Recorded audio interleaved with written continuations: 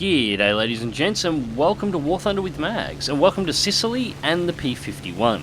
So after the success of my recent KI-44 video, we're going to do another mini tutorial here, and today we're going to look at climbing in an aircraft that has a particularly low rate of climb, or an aircraft that is stock.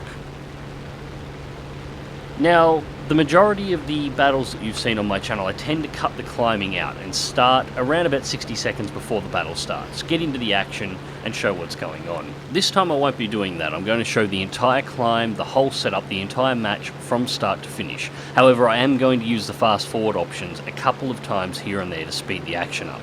This was a 2-kill battle versus the Germans. Allied victory. Now, I've selected the P-51 quite intentionally because it is one of the worst climbing aircraft in battle rating 3.7, if not outrightly the worst climbing aircraft in 3.7 in regards to single engine fighters. It is a very heavy aircraft. It has an incredibly low power to weight ratio with its Allison engine. Its 3-bladed prop generates very little in the way of thrust in comparison to other aircraft of its type.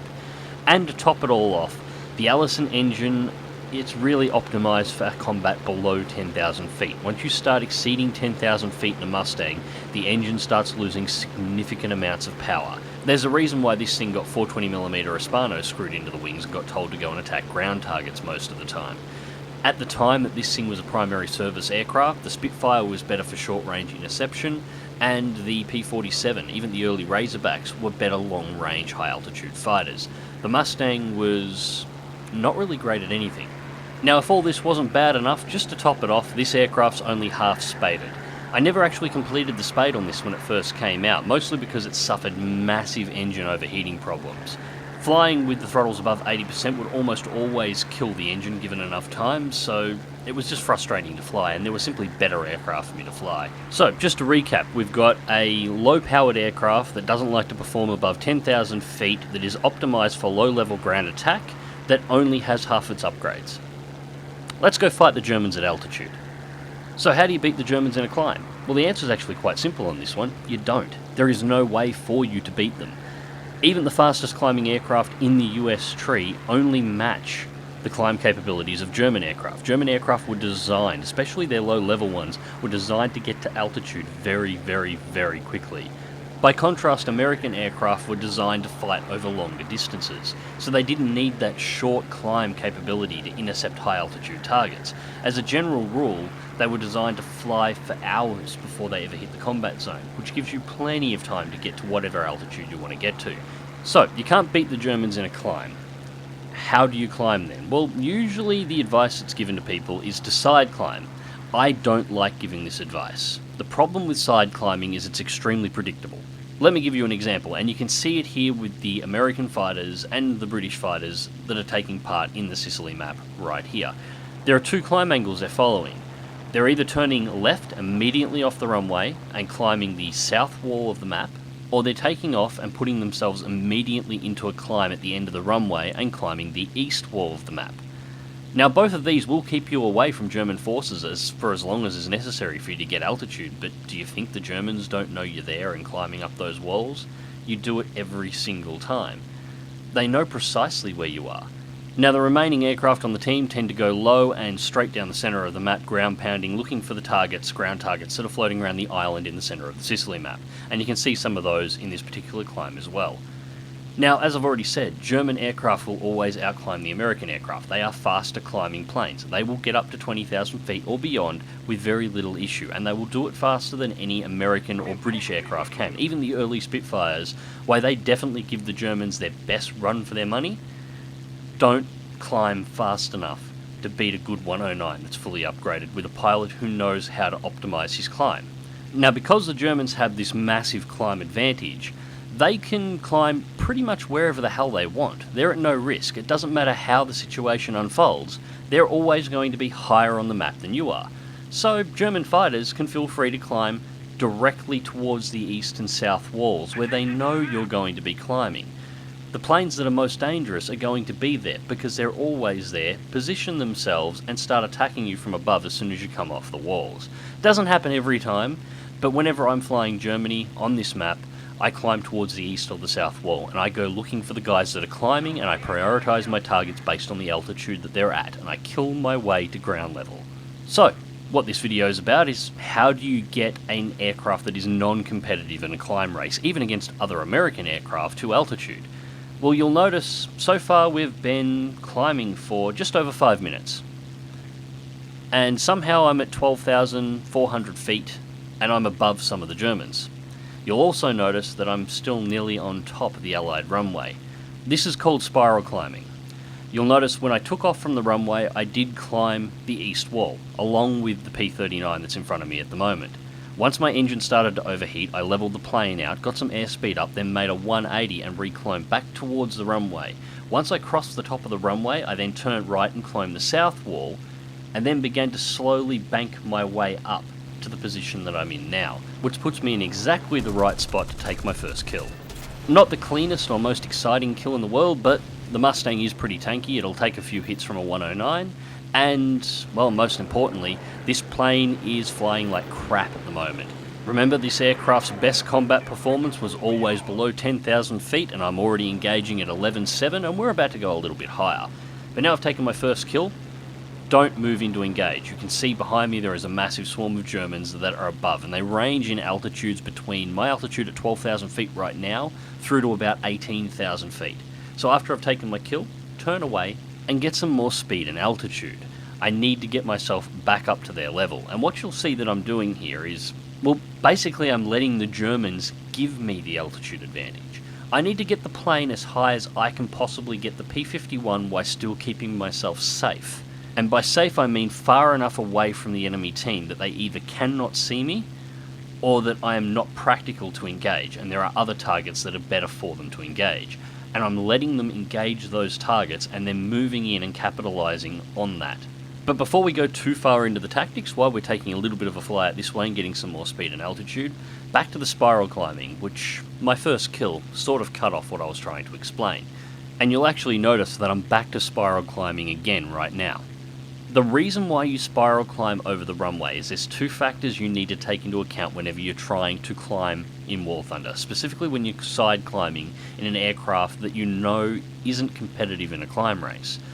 The first is obviously the speed that you can climb at. How far can you actually get up there? How long is it going to take you to get to altitude? How long is it going to be before you see the enemy while you're climbing?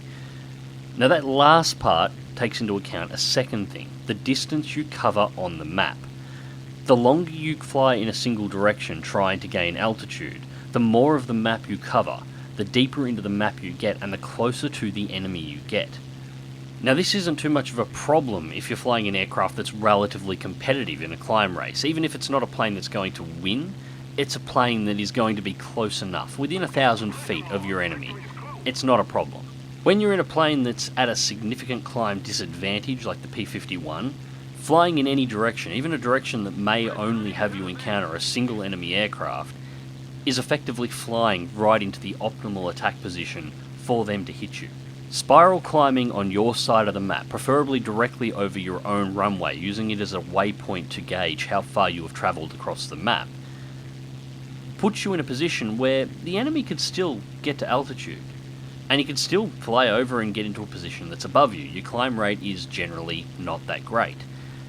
However, in order to get to that position, he has to cross the entire map from his runway to yours and has to take on Allied AAA over your side of the map, along with having to avoid any engagements or potential engagements with Allied aircraft that have been climbing faster than you have. The enemy aircraft would also have to ignore all bombers that happen to be at that altitude, moving on ground targets on his side of the map, and all low-flying ground pounders in the centre of the map that are shooting up ground targets and smearing their names and their plane details all across the kill feed on the bottom right-hand corner of the screen. Basically, he's got to ignore every single plane on your team in order to get to your runway and get above you to engage you. Unless the enemy aircraft has a reason to do that, unless you have in some way wronged him or annoyed him, or he personally wants to shoot you down, or unless you happen to have a YouTube channel, nobody is going to fly and ignore that many potential kills to get to you. As a low performance climb rate aircraft, or as a potentially stock aircraft, you're just not that important to the outcome of the battle. And that gives you all the time you need by spiraling over your own runway to get the altitude you need to actually be effective within the engagement. So, back to the tactics. I did the spiral climbing up to 16,000 feet over top of the runway and then started heading back towards the centre of the map where I saw the high altitude German aircraft. Basically what I was doing at this point was probing them. I wanted to see whether or not some of them had dove down or whether or not they were still holding altitude. Unfortunately they were still holding altitude, and at that point I was both the closest and highest altitude aircraft that they could see, so they immediately started heading on my position. At that point I immediately turned around and started heading back towards my teammates. With an aircraft that's not designed to perform at altitude or an aircraft that is stock, you are not going to be able to take on one fully upgraded German fighter. So why take on a swarm? Why throw your plane away? Turn back towards your allies. Your allies are trying to climb. They're trying to engage these fighters. If the enemy follows you, you drag the enemy to them. They may even drop some altitude, putting your team in a better position to engage them. Use yourself as bait, but try not to let them get too close. Once your team has engaged the enemy fighters, that's your cue to turn around and begin your own engagement. Look for aircraft that are particularly dangerous, that have also dropped altitude. But even if you get into a position where you think you're likely to get a kill, but you just can't quite get the guns on target, do not allow yourself to drop too much altitude, do not allow yourself to drop too much speed. This P-47 pilot was actually very clever. He was trying to cause me to overshoot, and he actually sort of succeeded. The only thing that's worse than a P-51's high altitude performance is the P-51's yaw performance while moving at high speeds. I actually had to roll the P-51 hard and pull the throttles back to 0 here to get the P-47 to re-overshoot. If I hadn't have done that, he would have got guns on me. However, you'll notice that I never let myself drop below 300 kilometers an hour, and I maintained 10,000 feet or just under at all times, never going any lower, or at least not until I had another potential target to engage. As soon as I had him back in front of me, back to WEP and get my airspeed back up. Your aircraft can't afford to slow down too much, and you can't afford to surrender too much altitude to the enemy. Your climb rate is too slow, your energy retention is too bad, your acceleration is not particularly good because of your lack of upgrades or just because you're in a generally bad plane. Once you have reached the point in the battle where you are committed to an engagement with enemy forces, anything you surrender to them, you're not going to be getting back. Or at least you won't be getting back unless you win the engagement or force the enemy to disengage themselves. In this particular match, I didn't get the P-47 kill, unfortunately. I just couldn't get the guns on target with the P-51's incredibly poor yaw rate at high speeds. However, what I did manage to do was get the P-47 to drop a large amount of speed and altitude, setting it up for a clean kill by my teammates. Now, while you don't get any points for setting a plane up like that, I personally think you should, but you don't, you do get points for winning. So if your team happens to win the match, regardless of how many points you have earned during the match, you will get the maximum modifier. The winning team always gets more. If you're flying an aircraft that's bad because it's bad, well, at least those points will get you a new aircraft. If you're flying an aircraft that's bad because it's stock, even if it costs you a kill, guaranteeing your team the win rather than trying to throw yourself stupidly at the enemy plane and go for the kill and get yourself killed in the process will get you more modifications unlocked in the long run. So at this point, the battle started with 3 P-51s on our team. I'm the last one remaining. For most of the fight, I've been the highest altitude fighter on my team. I am flying the aircraft that has, even if it was fully upgraded, the lowest performance of any of the planes on my team, excluding the other 2 P-51s. One that, well, he's not actually alive, the one down on there on the ground. He's actually crashed, the game just hasn't kicked him out. And to top it off, this plane isn't upgraded. Now, I've only received 1 kill, however, I did manage to break up an enemy force, I did manage to set up a P-47 to get taken out. Both of these things helped my team actually get to the situation it's currently in, where we basically have air superiority at the moment. There are 2 enemy 109s that have gone missing. I've just scouted out the enemy runway, they don't appear to be there, and you'll notice I just turn and head straight back towards my own runway. I'm now cross-climbing the entire map, patrolling for these 2 109s. Now, at this point I do only have 1 kill, so I'm not earning a huge amount of points. I'm not first place on my team, I think I'm sitting 4th at this point in the battle. But unlike the aircraft on my team that went immediately for the ground pound, because what's the point in climbing, you can't beat the Germans in a climb race, or the planes that sort of only half-heartedly climbed, and climbed directly towards the enemy in a predictable fashion, I'm still alive. I've still got ammunition in the guns, and most of the damage on my plane is superficial. It's not affecting my flight performance at all. This means there is more that I can do yet in this battle to earn more points. Those who didn't climb are dead. They're currently sitting back at the menu, spinning their plane in the hangar, waiting for a battle to pop so they can go into their next match and once again not climb, and once again wind up dead. Even in an aircraft that has almost non-existent climb performance, you can still climb, and you can still use that altitude to your advantage to keep yourself alive and keep yourself in the fight. So, I've just jumped through about 4 minutes of me just flying back and forth looking for enemy targets, and finally the enemy 109s have just appeared. They're both at altitude, they're both floating at about 14,000 feet at the moment. They're heading directly towards our team. Everybody is below them at this point. As soon as I detected them, I immediately turned away and started to run. We're only at 11,000 feet. The Mustang has lost some performance at this point, so what I need is to make sure I'm maintaining a large enough gap with the enemy fighters that I can safely put this plane into a climb. Now, I'm not going to get above them at this point, but the rest of my team is below me. I'm the highest altitude aircraft on my team. So at this point, one of two things is going to happen. Either the enemy are going to come directly at me because I am the highest altitude aircraft, or they're going to look at the higher performance aircraft that are much further down below them and move to wipe out the more threatening aircraft first. In this particular situation, the German team chose the second option. The higher altitude 109 is moving to engage one of our P-38s, the lower altitude one is moving to try and intercept our P-47.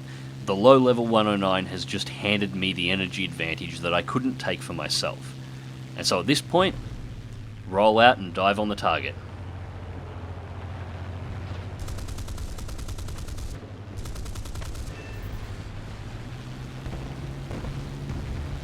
Now the important part to take away from this, if you are flying a low performance aircraft, if you are flying a stock aircraft, or if you're just new to War Thunder and you're not entirely sure why you should be climbing, if you didn't take altitude, even in this poor aircraft at the start of the match, that German pilot couldn't have made that mistake. It's really hard to give an altitude advantage to an aircraft that's dusting its belly on the trees.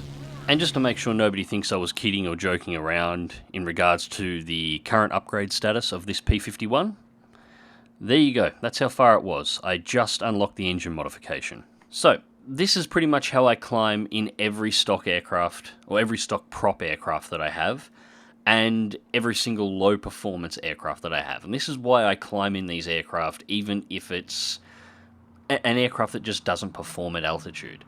It gives you so many more options than those people who don't.